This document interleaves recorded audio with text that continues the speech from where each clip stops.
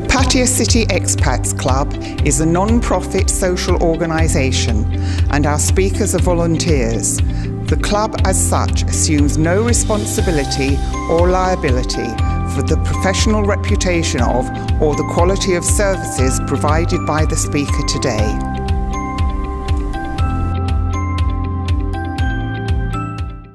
And in fact, I've been looking to get Mark here as a teacher and talker for quite some time, because he already had been highly involved with charities and helping hand to hand, and came up with a brilliant idea about how they could raise money on a monthly basis, etc.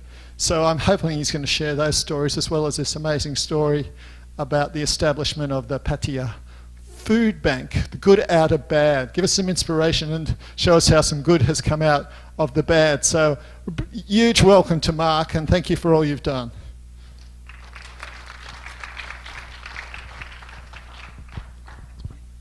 Put some water there, sweet. Take that one because it's not got my germs on it. Just turn it on. 1, 2, okay. We're off and running. Okay, so first of all, I'd just like to thank Ren and the committee members for inviting me along this morning. Much appreciated to let everybody know what this journey has been all about. In the last 6 months, it's been very life-changing for me and for some of the people that have been helping me out with it. It's been a pleasure. There's been some highs and there's been some real lows, seeing how the difficulty that some of people in Pattaya and in the Jomtien area more specifically have been going through this COVID. Really makes you realize that some of the stuff that we complain about really is first world problems compared to people out there. So without further ado, this actually started to take place when I'm going to give you a little bit of background first. The 18th of March was the date when all the bars got closed in Pattaya. That was the date for close off. We were allowed to, Hemingways was allowed to continue opening under our restaurant license, but it was just a stay of execution, and all of my staff and myself were feeling extremely cautious and nervous, and you know, everybody was the same. We didn't know, we were going into the unknown, and you know, whether it was a financial situation or your family or whatever. But I had to stay strong for them until we got the final notice on the 29th of March, which told us that we had to close on the 30th. So after we let the staff go and tried to help them as best we could, people that didn't have any funds left as they'd, you know, taken advances on their salaries, etc. Once they'd gone, and some of them had made plans to go home because they didn't know when we were going to be reopening again and everything. I'd gone from a 24/7 job, 7 days a week, because if anybody here's ran a pub or a restaurant, they'll know that it doesn't stop. So I went from that to literally having nothing to do, and that's not the kind of person that I am. So I at least put my trainers on and started going out for a walk every day along the seafront and around the back in Jomtien to see what was happening, and the same as everybody else, was horrified by the poverty that was right in front of our doorsteps. It happened so quickly. Within the first 4, 5, 6 days, I started to see these lines growing and becoming bigger and bigger, and you know, there was more of them all over Jomtien. Until one day, I was walking along Jomtien Beach Road, and this Siam Commercial Bank branch that was there. There was a guy there with his wife. They just had a pickup truck, and they'd had like 40, 50 bags maybe of you know, eggs and rice and the basics and some water. And I just pulled my phone out and I took a video of what this guy and his wife were trying to do, and walked along the queue, which probably stretched for about a kilometre, of people of all different mixes. There was young, there was old, there was all sorts. This was in the middle of the day as well, so it was 11, 12 o'clock. And so it was baking hot. It was about 35, 36 degrees. So these weren't freeloaders. They were standing in the heat, waiting for some basic food. And I walked along this queue and took the video and gave a commentary of what I was seeing and how I was feeling. And it was very emotional for me, because So I'm the same as you. A lot of people in this room call Thailand their home and have a close affiliation with Thai people, and you know, I spent half my life here, so it's my home. And seeing people going through this, it was very emotional. So I put that video out there, and it went viral. It had almost 1,000 shares and 35,000 views. So that kind of gave me the motivation to, you know, do something for these people, for the people that, you know, I classify as my own. So the next step was, right, how am I going to do this? One thing that I had noticed was there was quite a few people taking advantage of the situation, i.e. pulling up in Mercedes-Benz cars, getting out and getting into a queue and picking up a 5-kilo bag of rice, or arriving on a brand new Ducati bike with red number plates and then joining a queue to collect rice when they've already got 4 or 5 bags on the handlebars of their bike. That didn't sit very well with me, and I'm sure some of you out there would have seen that happening yourself. So I began to brainstorm and think to myself, right, how can we get around this? How can we get this? If I was to do some kind of charity, how could we get these supplies to the people that really, really need them? So Q hand to hand, and Margie, who at that point was stuck in America, she's now stuck in Australia. So I contacted her and told her my thoughts, and she said, she put me in contact with Jules, who's at the back there, one of my guests today. And she said, okay, we're going to get in contact with Len, who's sitting next to her, who works with the Mercy Centre, and find out where the areas are where these people are going to be. So first things first, I put the appeal out. I've given you some time to read through it, and you can see, even by me putting the date there of the 17th of April, I just assumed this was going to be a one-off. Let's get 30,000 baht together, or as good as we could, and go out on the 17th of April and try and help 100, 150 people if we can. So after 5 hours, we smashed that total. We ended up with 32,500 baht in the first 5 hours. So both myself and my wife, we headed to Macro, and we bought some basic supplies. And this was oops, wrong one. And this is the first kind of table that we had, production line, basic production line that we had, and these are the first bags with mama noodles and some oil and what have you in there. So we did that straight away, and I noticed some people that were living under some trees right in the center of Jomtien, next to the burger stand. And I'd stopped to see them a couple of times and spoke to them, and they'd said that they'll take anything, they just need food, they need rice, they need whatever. So once we got this, we headed over to see them, and this is my wife on the left-hand side. Giving this guy here is going to be important. We'll talk about him later on. His name's Deng.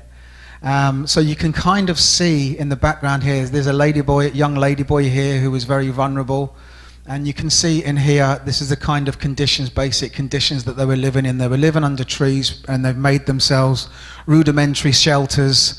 And it had been raining. You can see by the floor that it's wet, and it had been raining, so it was good to get them some food in their bellies to kick things off. So that was the first time that we actually went and delivered some food to these guys.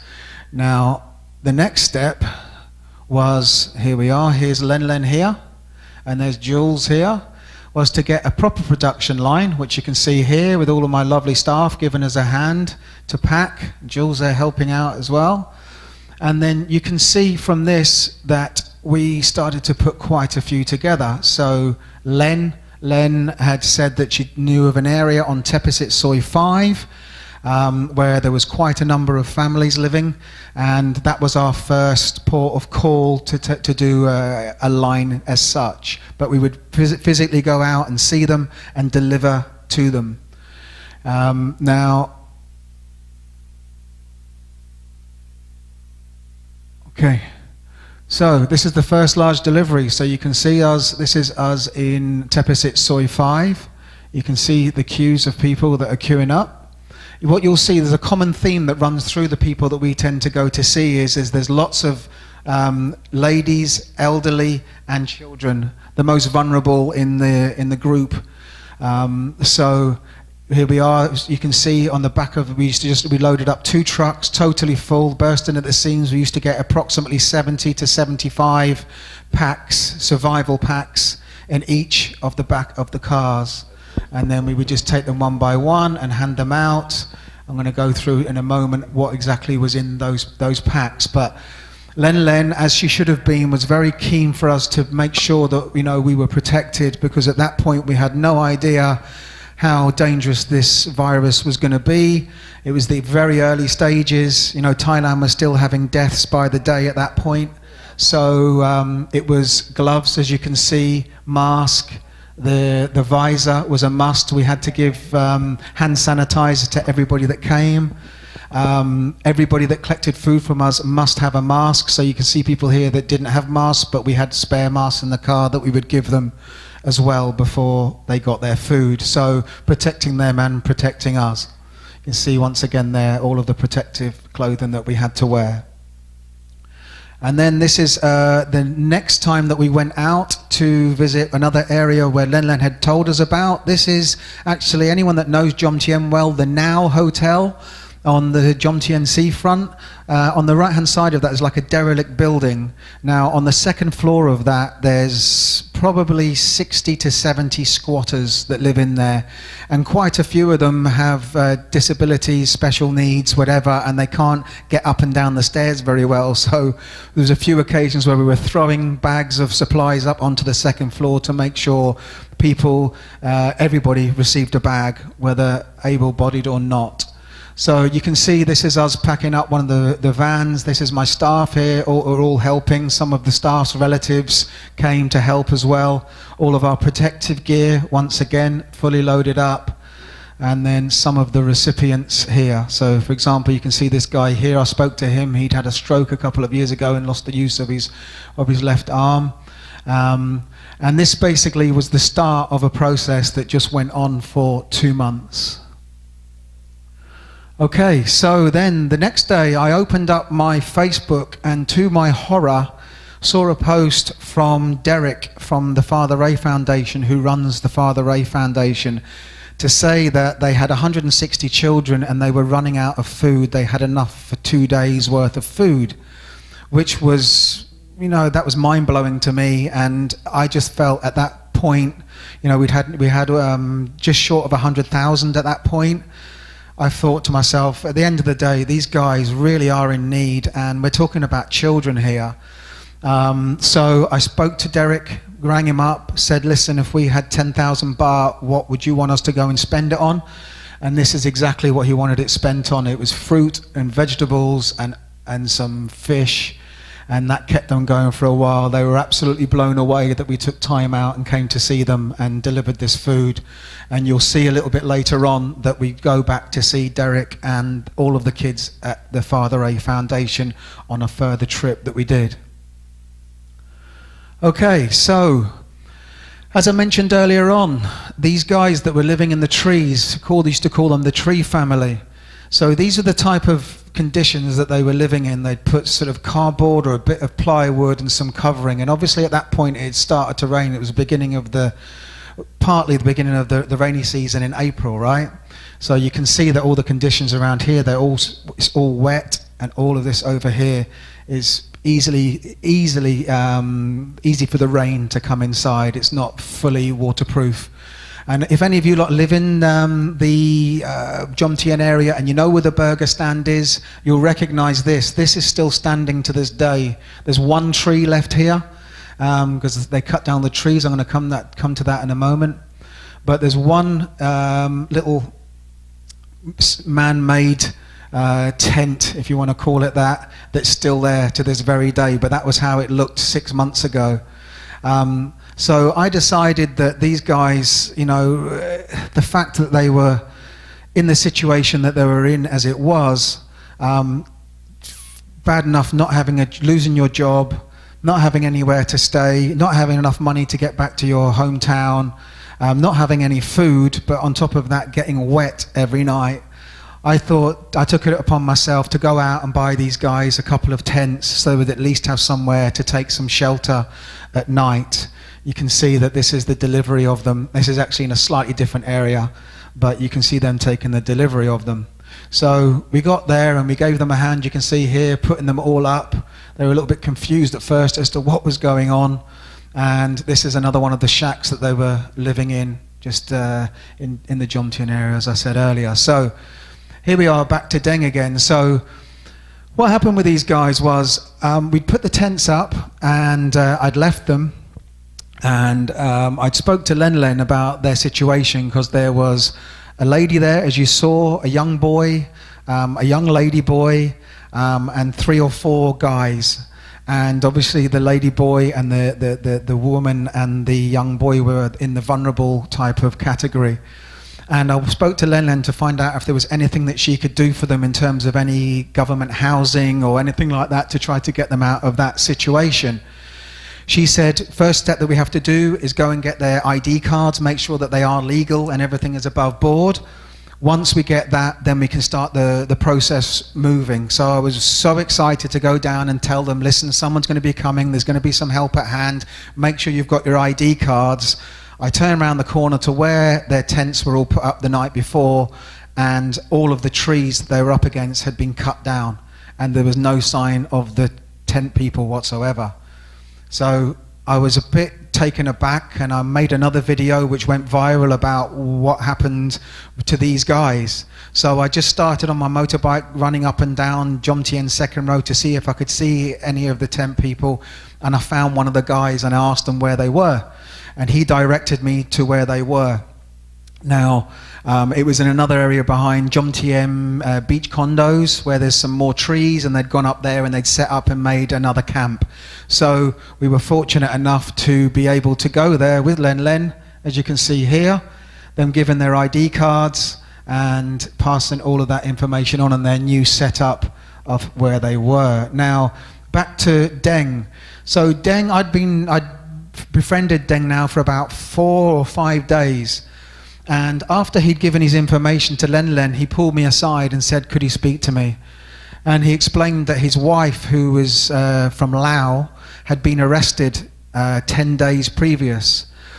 She didn't understand the curfew, and she was out after 10 o'clock looking for some food. And the police picked her up and put her in the cells.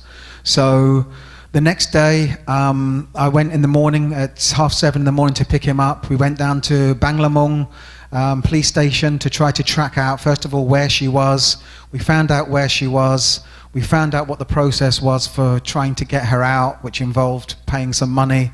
So I didn't take any money out of the foundation for the charity from this. I took it out of my own pocket and said to him, when he's in the position to be able to pay me back, he knows where I am and he can come and pay me back. So we got his wife out of jail, and they came down to see me that night, and it was quite emotional. They were in tears and very appreciative.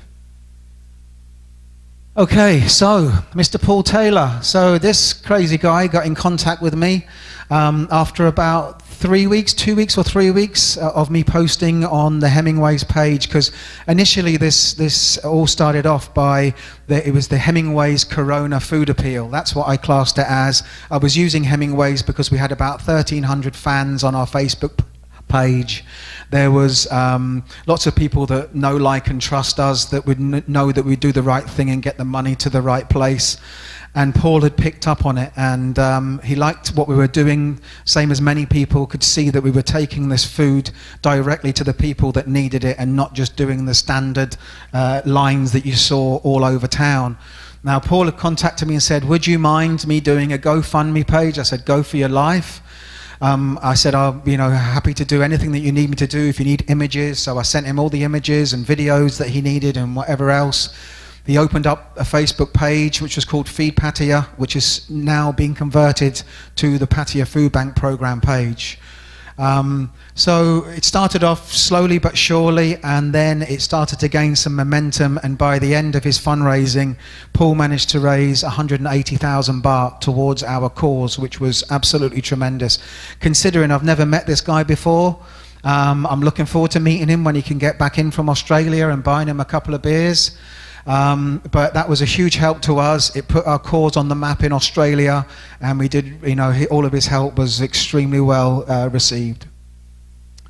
Okay, so this basically started the 2 months of non-stop for me, anyway, on a personal level. If I wasn't going to macro, if I wasn't going to macro, if I wasn't packing, I'd be out on my motorbike with 4 of these survival packs and just going around trying to find people under bridges, under trees, wherever these people may be staying or living, to try to get them, because they were the needy. And you can see, for example, this lady here, it's a lady that I met with Colin when we went out one day. The condition of her legs was really poor, so we went and bought her some medical supplies as well as giving her some food. These guys here, at night, always round about dusk time. I know these pictures are quite dark, but it was really dark. They look through the trash, you know, they pick the bins to try to get, you know, a few baht to get themselves something to eat. So I used to try to target the places where these guys would come, because at the end of the day, that pack there is worth about 300 baht. So it takes quite a lot of aluminium or cardboard or whatever for them to actually get that kind of money to be able to afford this thing. So you can see, you know, how desperate and the type of conditions that these guys are going through. You can see the packs, and you can see how upset. That's the one thing that got me really, was the look of fear and uncertainty in people's faces when you used to go to see them every day. You know, they'd give you a smile and everything, but then when they turn around, you could feel it, that the uncertainty. Same for everybody. We just didn't know what was happening. But for these guys, you know, that already lived such a meager life, it was you know, a real shock to them. Here's some more people. So this guy here was living under the bridge, the flyover, and this lady here, Far, you'll see slides of her later on as well. She was just sitting on the side of the road, on Second Road, with one of her dogs, and I stopped to see her and had a chat with her, and she told me that she was working in a massage parlor before. Obviously she'd lost her job, and she was living in the trees with her father around the back. So we will see a little bit more about that later on. But you can see everybody was getting sort of this survival pack, some bottles of water, just to keep them going. So one of these packs really would keep people going, or a family would like to think, for sort of 3 or 4 days. Okay, and this is what was in one of the survival packs. So you can, starting from the top, 3 bottles of water, 1 bottle of cooking oil, 1 bottle of fish sauce, 3 sachets of coffee, 3 Euro cakes, 1 bar of soap, 1, what would you call that? Yeah, but what do you call the container? Anyway, a plastic thing of talcum powder, the glass noodles, mama noodles, 3 packs of rice soup, 2 cartons of milk, 6 eggs, 1 packet of mosquito coils, 1 bag of rice, which is approximately 3 kilos, 3 cans of fish and tomato sauce, 1 pack of salt, and 1 pack of sugar. So all of that would go, more or less all of that would go into 1 bag, apart from the bottles of water, and the eggs would be kept separate. You know, we went from food to adding a few sanitation items, because obviously you can see some of the people that I was meeting, you know, they needed some help with the sanitation as well. So that was very well received, as well as the food and drink.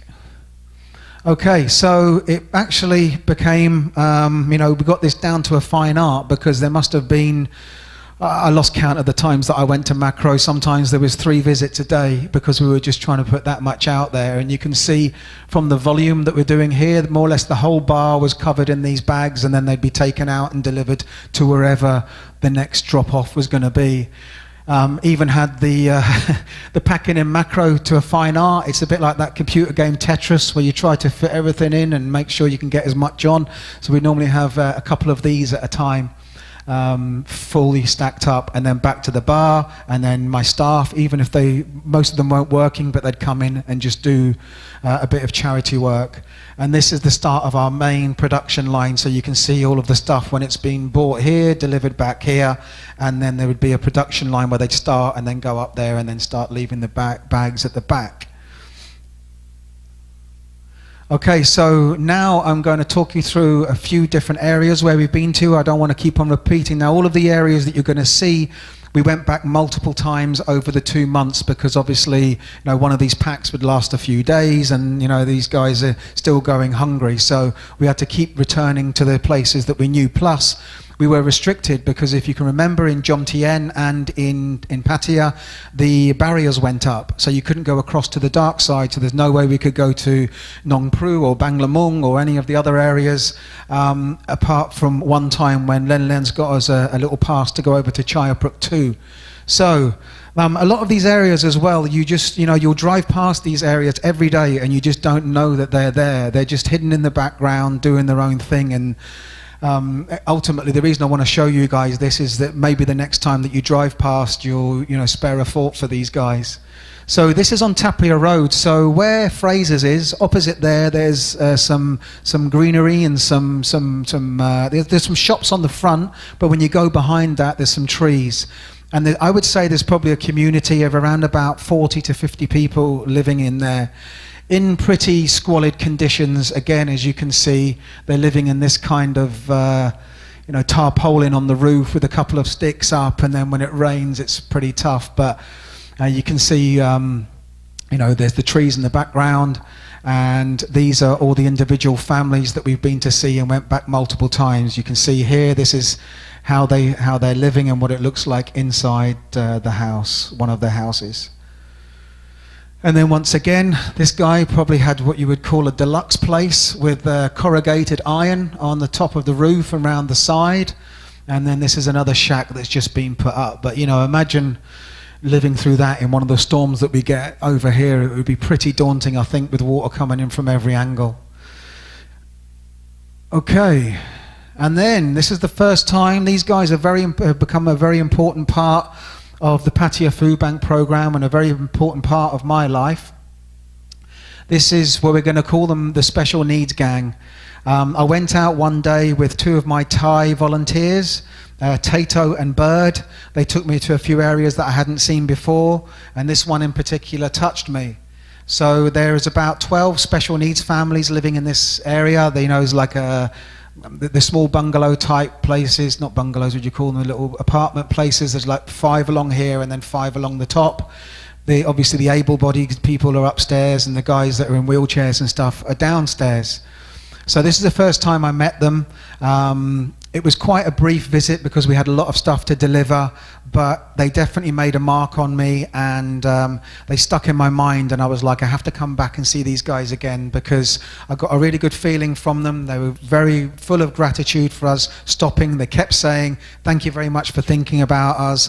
And one of the ladies took my Facebook messenger from me and sent me a very nice message that night saying thank you for thinking about us and we hope to see you again soon. Okay, so a light-hearted one. So this is Yai Mak. Now the first time we met Yai Mak, you can see she's a little bit down in the dumps. And more importantly, you can see here that she doesn't have any flip-flops. And when we asked her, what do you need? Is there anything else that you need apart from food? She said that she wanted some flip-flops. But the problem is her feet, as you can probably see, are quite large for a woman. So she struggles to get flip-flops of that size. So we went down to to Tesco and looked for the biggest size that we could find. We got 2 pairs of them like this. And now look at the smile on that face there when the shoes were delivered and some food there obviously as well. She's a lovely woman and she was very appreciative of that gesture, and it just goes to show the small things. I think the flip-flops were like 130, 140 baht a pair, but to her it was like she'd won the lottery. Very touching moment. Okay, and then this is when we went to feed a labour camp on Chayapruk 2. As I just said there, Len got us a pass because we went over there in hand-to-hand foundation cars and Mercy Centre cars, and as soon as we got there, all the police were just letting us fly through. It was like being a Thai politician. So you can see we're still masked up. Everything, we're sticking to all of the government regulations that you had to have. And then you can see here now, a couple of comments were made to me about, you know, these people aren't Thai, because ultimately I did a video.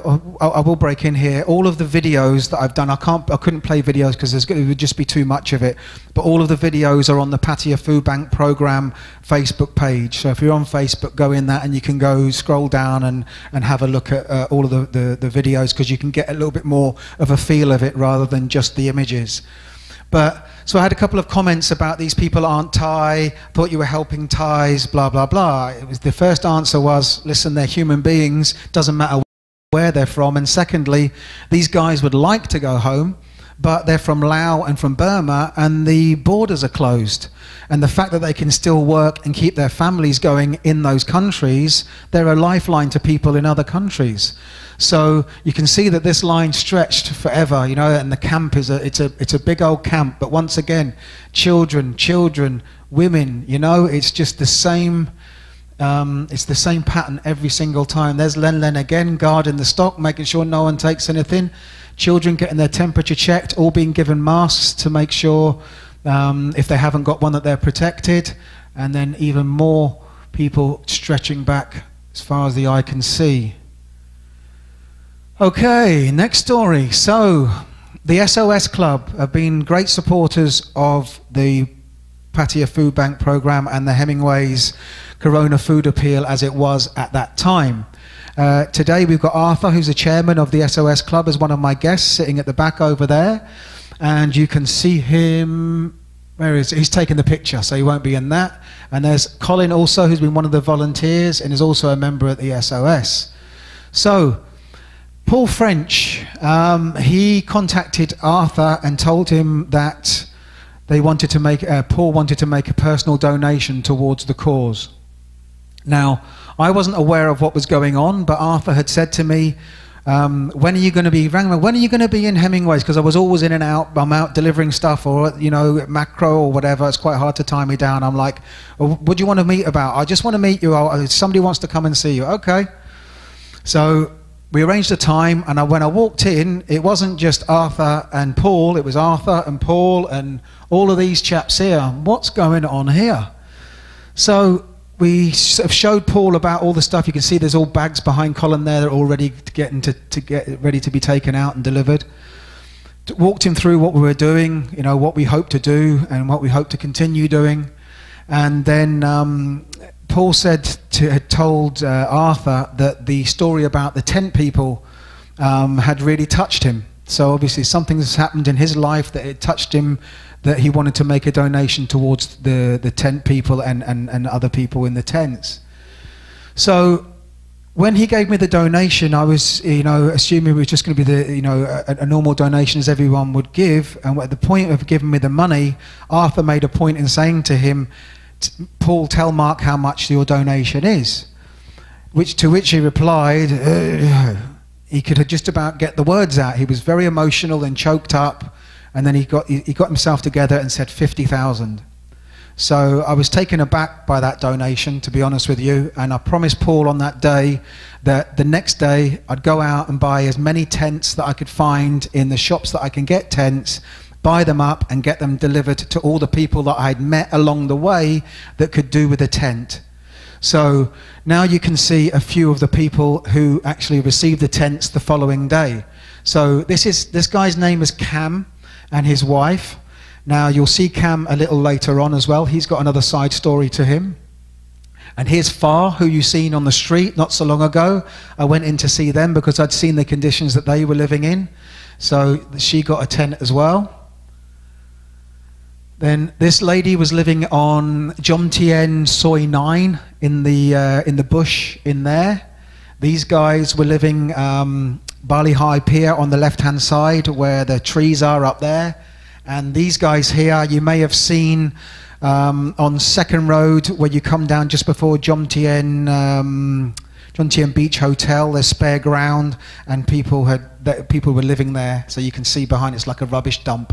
But they planted their tent up there, and they got their tents as well. So, you know, from Paul seeing that to us actually delivering the tents, you know, these guys as well, they were so so thankful. It wasn't like you were giving something to them and they were just taking it for granted, where sometimes I felt that when we were doing food queues. These are people that you would give them something that was going to make a difference. It was going to protect them from the elements, and it was going to make them feel like they had a rudimentary home. Okay, so this is Tato, one of my the Thai helpers that I explained to you about. And the reason I've showed these two slides is that I thought these were, you know, very poignant slides for what we were actually trying to do.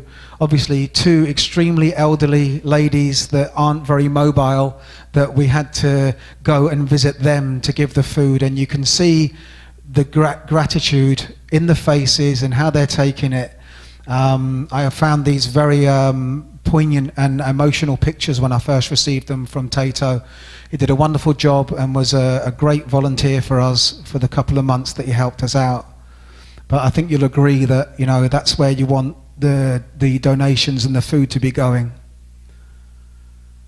Okay, so now on to the mango mission. So what happened this day was Colin was contacted by his friend Dang. This is Dang here. Dang has a mango orchard in an area called Ko Chan, not Ko Chang, but Ko Chan, which is about an hour and 30, an hour and 45 drive from Pattaya. And she'd said to Colin, all of the fruit was starting to go on the turn. Some of it was okay, but some of it was on the turn. So we had some green, some yellow. But if you could make your way there with a truck, you could take as much as you want, and you can feed, you can give it to the people. So I contacted our star here, Jules, again, and said, how do you fancy going on a road trip? She agreed. She in turn signed up Neris and Tom, who were charity workers at the Tamiya Foundation, who Jules also helps out with, and they said that they would like to come along as well, which was great. So there was 2 cars that left, and we headed up to Ko Chan. In fact, there was 3 cars that left, wasn't there? 3 cars, because we had a videographer. I don't know if any of you know Kerry Peck. I got in, who was it that got in time to Paul that did the GoFundMe page. I asked him, I'd like to do a video of this trip, you know, like someone following us and then cutting it and then delivering it to where we're going to deliver it to. I think it will make a really good story.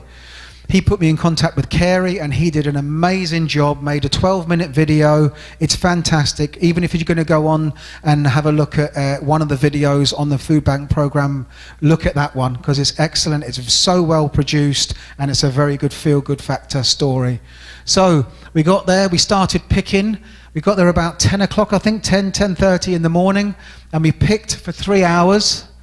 And this was our booty. You can see that and that. So in total, it was, we guessed around about 500 kilos of mangoes we managed between the 6 of us. You can see Colin here on packing duties, packing them in the back. And we basically had those long sticks, and they had like a little plastic thing on the end, and then you used to try and hook them around. It was heavy work. The next couple of days I couldn't lift my arms past my shoulders. But yeah, you can see here, this is Dang. This is her brothers as well, who were excellent and very nice and accommodating for us. We sat and had some lunch afterwards with them, and then we made our way back to Pattaya. Now, what I thought about was, if we could get the 500 kilos, because we weren't sure. She said, maybe 2, it's maybe 3, it's maybe 4, it's maybe 1. We weren't sure what we were actually going to and what we were going to bring back. And the fact that we got 500 kilos, we were like, great. My target was, if we get 400, I'd like to give 100 kilos to Father Ray. I'd like to give 100 kilos to Hand to Hand. I'd like to give 100 kilos to the Mercy Centre. And I'd like to keep 100 kilos for our own appeal. So we actually did that, but we gave Father Ray about 200 kilos because they've got far more mouths to feed, 160 kids to feed. You can see the children, Derek got in contact with me the next day, so the children absolutely loved them. They'd made some jam, they'd had some mango with the spicy sugar, and it was a real treat for these kids, because they don't really get desserts and things of that nature very often. So that was us arriving at Father Ray. That was our first pit stop. And then you can see we went to the Mercy Centre. So that's the gang from the Mercy Centre who are represented here today. So this is their booty. There's some more there. And then down to the new housing project from Hand to Hand. Delivered that to the gang down there. They were delighted as well. Mayor Mon was all over them like a rash, looking to make some bits and bobs out of them. And then finally we got back to Hemingways, and these are the ones that we kept from Hemingways, which I went round to all the areas that you've already seen, just on the truck on my own, and put them into plastic bags of 3 and 4 mangoes a time, and they went like hotcakes, as you can imagine. Okay, so at this point the barriers had come down. So we were able to go to Nong Pru and Banglamung. These are a couple of areas that we covered. So once again, you can see from these pictures, young girls, elderly, children, mothers, real people that are in need. And obviously a lot of these guys don't have transport, and a lot of the food queues were in central Pattaya or in Jomtien, in the areas where a lot of the Farang owned bars and restaurants and whatever else were doing the handouts in the churches and so on. So yeah, once again, a regular occurring theme of, you know, young children, elderly and women. And again, we started taking out treats for the kids, whether it was a packet of crisps, or some chocolate. Now and again we had the Bengi chocolate bars, but once again, young children, kids. This is the village head helping us out, handing the stuff out. And here we are again, all still. There's Arthur in the background there from SOS Club. Some people that we met along the way. Obviously, you know, we tended to go door to door as well. So we'd stop somewhere and then I'd have a little wander around to see if there was anyone that couldn't actually get to the car where we were, and was giving the supply packs out. So this is a fine example of it. This guy was he's kind of bedridden. He has to sit outside his house all day waiting for his family to get back from work.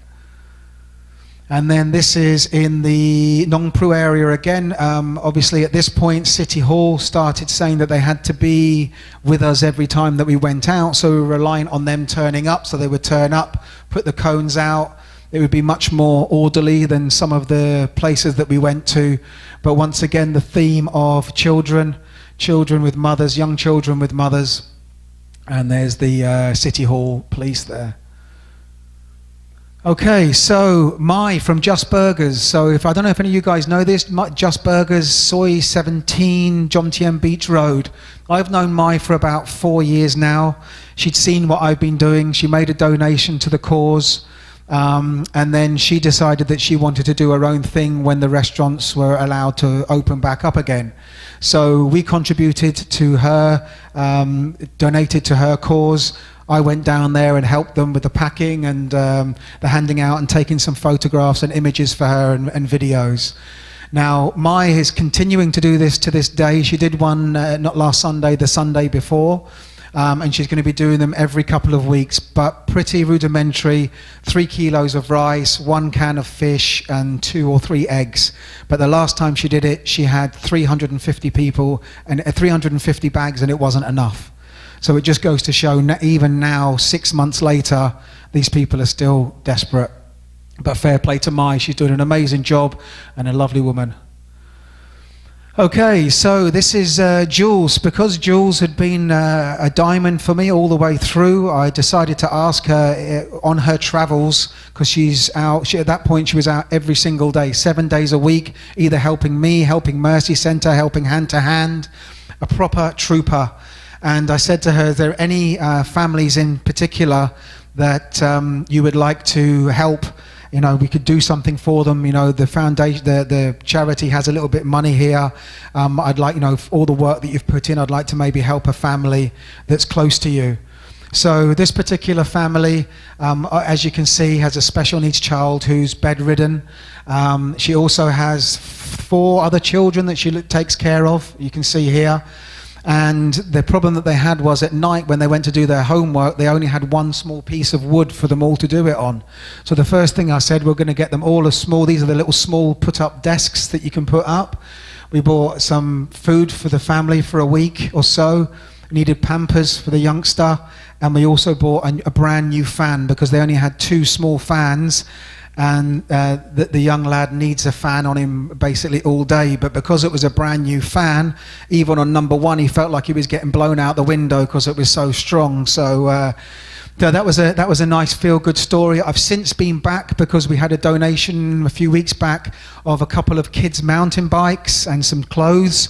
So I went round and seen this young chap here, spoke to his grandma first, showed her the picture of the bike and said, how do you think he would take that? And he is one happy boy, I can tell you. He's driving around that village like Barry Sheen. And then on to the Tamiya Foundation. So once again, Neris and Tom, who'd helped with the Mango mission, who then helped us with a few other times that we went out and have become good friends of ours. When they were over here on their charity work, they worked for the Tamiya Foundation. I don't know if any of you guys are aware of the Tamiya Foundation. It's a foundation, it's been founded for 20 years or something. It's long standing charity, but seems to go under the radar. They have got a salon in Soi 6 in Pattaya, and what they do is any girls that want to come out of the bars and they want to retrain, they retrain them in either cutting hair, doing nails, or they've got a bakery on Third Road where they can teach them to bake or to serve or whatever, just to get them back into society, and they have some lodgings and stuff like that as well. So I'd seen Tom or Neris, I can't remember who it was, it might even been Jules, shared a post about Daniel saying that they're having so many girls coming to see them now and they're in dire need of some food. So, once again, people that have helped us, it's nice to help them back. I went and spent almost 20,000 baht on rice and, on rice and fish and euros and everything that we were buying before, and Daniel was blown away with that. So we helped out some ladies at the Tamiya Foundation as well. Okay, so the first members of the Pattaya Food Bank Program. So, as I mentioned to you earlier on, this is a special needs gang. Now, one day I woke up and they'd been on my mind for 4 or 5 days. I need to go down and see him, So I woke up one morning, got straight up, got in the car, no volunteers, just myself, 12 packs, load of water, down to see them, because I really wanted to have a chat with them to find out how they got into the situation that they got in. Were they working before? If they were working before, if they were working before, how much money were they earning? How much is their rent? Did they have any money saved? All of these questions were going around my mind. Did they get the money from the government the same as everybody else? So I went down to see them and delivered the packs, and then I met with these 3 ladies. So this is Porn, Koi and Budget. Okay, so first of all, Porn. So I sat down and spoke to Porn, and the first thing I said to her was, this pack here is about 300 bahts worth, between that and the water and the eggs, whatever. If I gave you 300 baht, would you spend it on the same stuff that's in that pack? And she straight away said no. And I said to her, so what would you spend it on? She said, well, I need some soap, special soap that she needs to use. She wants something to clean her bathroom floor, because obviously being in a wheelchair she has to lie in the shower effectively, and the floor was dirty and she wanted to clean it. So I said to her, okay, so if I was to give you 1,000 baht for 1 month, or buy supplies for you for 1,000 baht, would that be enough to get you through the month? To which she had a massive smile on her face and said, yes, for sure. So I asked her to make me a shopping list, and I'd be back later on with Dang, who's the girl that gave us the mangoes from the orchid, who became a volunteer as well, and asked her to come down with me to have a bit of an interview, so the translation, I wasn't missing anything, okay? So it turns out that Porn, although she was born with special needs, she also had a heart attack when she was a child and gave her further complications. She used to work selling it's on the next slide. I'll show them on the next slide. Small handcrafts. A few of them used to sell them in Walking Street, but obviously Walking Street closed on the 18th of March. She also sold lottery tickets at Big C. So between the 2 jobs, she made about 7,000 to 8,000 baht a month. All of her savings had gone. She'd had to send her mother back to the home village because she couldn't afford to keep her. And all of her savings had gone, and to add insult to injury, she was in her friend's wheelchair because her wheelchair was broken and she had sores on her backside from being in this wheelchair that wasn't hers. I'm not going to go into the full story of these guys as well, but I can assure you that the stories are exactly the same. Not exactly the same, but the same theory went through every single one of these guys. So I came back, we took the list, we went out, we bought the shopping, sorry, I jumped ahead there. So basically I finished off talking with these three guys, and I went away thinking to myself, this is what I have to start doing now. The time for the lines is done. I want to start putting what money that we have left, I want to start either sponsoring these families or individuals ourselves for 3 months, or trying to put write a write-up, which I did initially, of where Pawn was from, what her needs were, blah, blah, blah. And then at the end of it, if you'd like to sponsor Pawn for a month or 3 months, whether it's for her rent of 3,000 baht, broke it down into dollars, into pounds, into whatever. And then if you'd like to pay for her food, 1,000 baht, broke that down, and her bills, 1,000 baht, broke that down. So effectively 5,000 baht a month. So I put this post out, the first post out of, jumped ahead again, sorry. So I left these girls, and I left there, and it was a very emotional point for me, because at that point it'd been about 2 months, and I'd held it together pretty well considering some of the stuff that I'd seen over the 2 months.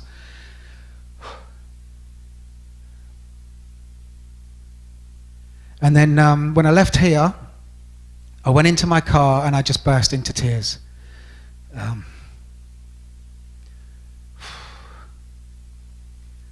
To hear the situation that they were in was just heartbreaking to me, and I knew I had to do something about it. So that's what I did. I made the post, and the first person that saw the post contacted me and gave me 15,000 baht to cover the 3 months of Pawn stuff.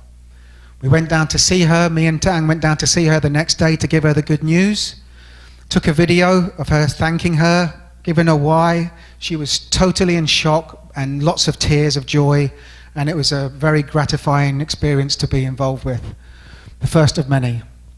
So this continued for Koi, as you've seen there in the last one. This is Koi.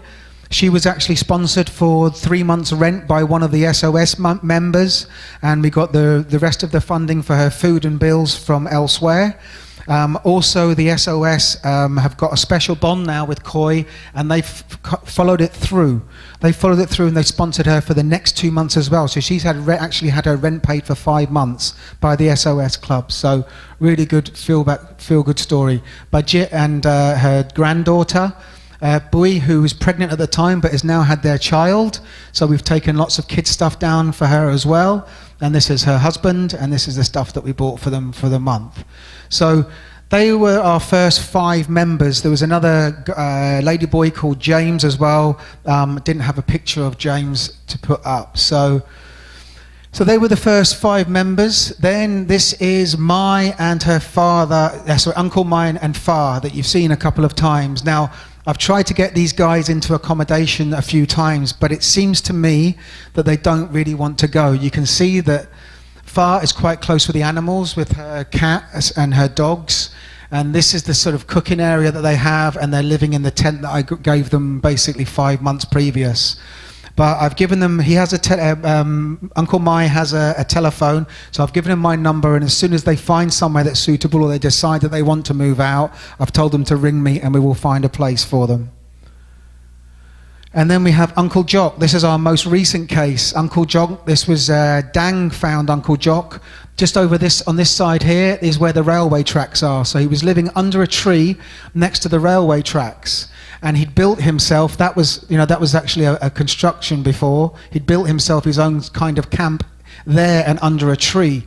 But he got back one day after being out, trying to find some work, and it had been destroyed. He understands that it was the railway company wanting their land back, so instead of coming and asking him, they just come and flattened his place. So Dan got in contact with me, said he was a really nice guy and would I be able to help him. So we went to see him straight away. He'd had an operation not so long ago. He didn't tell me exactly where it was, but he still has a colostomy, so he can't lie in bed. So he asked me if I could buy him one of these chairs which he sleeps on, so it sort of leans back and he can fall asleep on it, and some basic food supplies, and he wanted a brush and a pan because he's very house proud. And this is the house. This is the house from the front. Now, Mickey, who's one of my guests today, he is connected to a foundation in Sweden, and they've agreed to sponsor us 10,000 baht a month for last month, this month, and then next month after. So this is one of the cases that they will be sponsoring, and he's then passing that information back to the foundation in Sweden. So hopefully we can keep that relationship going. Then we have Cam. You would have seen Cam earlier on in the with the tent picture. So first of all, this is where he and his wife were living. Now, look at that. Like, I'd given them the tent, but they found the tent quite hot. When it got warm, they found quite hot. So they actually preferred to live in this, unbelievably. So I went round to see them and asked them, because you have to ask them first. You can't take it for granted that they just want to move out and go into a room, because, you know, for whatever reason, they might want to stay where they are. Now, his wife straight away was like, yes, please, yes, please. And he was a little bit, and I was like, Cam, what's up? And he was like, well, what about all my stuff? And he had like 3 planks of 2x4 that he was connected to. That was his connection, was these three planks of 2x4. So I said, if you want to go, I'll come back tomorrow at 2 o'clock in the afternoon. If you're ready, have what belongings you have packed, and we'll move you into a room. So I went back the next day, and there they were sitting at 2 o'clock, ready for me to come and pick them up. So we found them a room, as you can see in here, and I had some clothes that had been donated, so they needed some new clothes. I gave them some new clothes as well. So a nice story about Cam is he's actually found himself a job as a painter. He's earning 300 baht a day now. We ended up paying for his room for 4 months because he'd just got the job, and otherwise he was going to get kicked out. He's earning his own money. He's going to be able to pay his own rent and send some money to his family. So last time I seen him, he's put a bit more. He's put a bit more weight on as well, from what you can see here. So that's a real good, feel-good story. That's the way that I visualised this whole program going, was giving people some hope, giving them 3 months where they don't have to worry about their bills and their food and a roof over their head, and just continuing in that vein. And it's definitely coming to fruition. So here we are back at the special needs gang. These are the three degrees that I met initially. Now look at the difference in those faces. Smiles, makeup, full of the joys of spring. Now Pawn is now back to work selling lottery tickets. Last month she made 8,000 baht. She's absolutely delighted. I took them back, both myself and Arthur went back, and we took them some food to share between all of the 12 families that live there. Koi is back to work, but she's only working 20 days a month, and she only earns 5,000 baht. So it's income, but it's not where she was before. Bajit's daughter has got a job in 7-Eleven, so the income from her is covering her and her grandmother's bills. So real good, you know, that's the result. That's the results that I'm looking for, is 3 months, get them up and running, and then there are, you know, all they were looking for was a little bit of hope. If you can think about Pawn, special needs, in a room on her own, she's lost her mum, she's got no money, she doesn't know how she's going to pay her bills. You know, it's hard to even imagine. So it gives us great pleasure in being able to help people like that out. So while we were there, the guys actually spoke to Dang, this is Dang again, and said, would Mark be able to help someone else? We've got another case, if he could help someone else. So I was like, yeah, certainly, where is he? So a little walk down the road, about 300 meters down the road, we got introduced to Tao. Now the story about Tao is, Tao had an operation 3 months ago now, but when we went to visit him, it was 2 months ago. And he's going to be bedridden for 4 months. That's what they told him. He was going to be bedridden for 4 months. A month after his operation, his company contacted him and told him he was going to be getting laid off. I did forget to tell you that he's special needs as well. His wheelchair is just on the left-hand side here. So he spoke to Social Security, and they gave him a meager payment, but ultimately he didn't have any money to pay his rent, or he didn't have anything in his fridge. I opened up his fridge, the light was on, but nothing was at home. And he has one of his friends who only has one leg, who comes around once a day and cleans his sores and helps him out and whatever else. So it was quite a severe case, and we agreed to help him for 3 months. He was in total shock, kept on asking why. And I told him the reason why is we want you to focus on getting yourself out of bed as soon as you can and focus on getting yourself a new job. So this gives you 3 months, rather than lying on your back looking at the ceiling wondering where your next meal or your rent's going to come from. We're going to take care of that for you. So that's what we've done. So I spoke to him and said, right, what do you need now? And he was very hesitant about asking me for anything. The first thing he asked for was medical supplies. Now you can see these purple and white bags here. They're the Pampers that go underneath. He was running out of those and was desperate for them. Then there was swabs, there was plastic gloves, cotton wool swabs, saline. So I bought the medical supplies that he needed and also filled up his fridge with everything that he requested: fruit juice, milk, some bread, some jam, simple stuff for him to make. He has one family that comes once a day and comes and brings him a warm meal in the evening. So Dale's now on to his second month of us supporting him, and I got the good news 3 days ago that he's actually got out of bed and he's back into his chair a month early. So I'd like to think that us helping him out helped him, get himself out of bed. Okay, so the last slide. So just to end up with, this is the case of porn. So about a month ago, just over a month ago it will be, Jules and Len contacted me from the Mercy Centre, said that they have a case of a girl who's been living in this tent underneath a condo, at the back underneath a condo. It's infested with rats that are 2 foot long. There's five guys living there that have tried to get into her tent at night, and she has to sleep with a big stick to hit them off. And it turns out she's 6 months pregnant. So a severe case. So straight away, without any second thought, I went round to see the guys. They were in the Mercy Centre at Duck Square. I went across with Nara, that's Nara there, who also helped us out a few times on the runs that we've made. So I went across with Nara to Big C, spent 1,000 baht getting her some nice food, because she was absolutely shattered and just wanted to go there and have a shower and have some sleep. I hear from Len that she's progressing well. Everything's good with the child. She's had all of her scans. We've just paid the second month's worth of rent. We sent some money for 1,000 bahts worth of food to keep her going again. So we'll have our second, because the first baby was Pui's baby. We'll have our second Pattaya program baby coming in the next couple of months. So if you want to continue following the story, or as I said, looking at any of the old videos that we've had before, this is it. This is the link. Or just go into Facebook and look for just search Pattaya Food Bank Program. So in total, to the present day, we've raised 650,000 baht. So we started off trying to get 30,000. We've now raised 650,000 baht. We've fed over 10,000 people. We've given out 1,800 survival packs, numerous medical supplies, tents, tarpaulin, you name it, we've given it out. So the effort has been amazing. I want to thank all of my volunteers that have managed to turn up today. Without them, none of this would be possible. Any of you in the room that have donated previously, I want to thank you from the bottom of my heart as well. So now comes the time where I'm going to say this is going to be left at the back of the room at the door as you go out.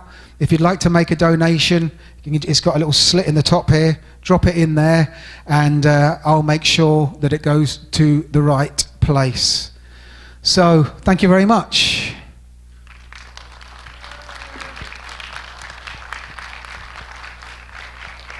I don't know if there's any questions or anything like that. You want any questions for anybody? Okay, thank you very much, everybody. Cheers. Hope you enjoyed it. So I'm sometimes amazed when people say, "Oh, there's nothing to do in Pattaya, and I'm bored and stuff." Remember, Colin, we hear stories like that. Indeed. It's unbelievable. So seriously, You know, volunteer, look around. I was at a party once and I started talking about stuff about slums in Pattaya, and this guy said, oh, there are no slums in Pattaya. It's like, seriously? You don't drive along Taupo Road?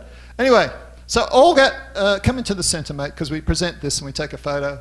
So, and it goes on to, congratulations to all of you. Oh. Yeah, okay.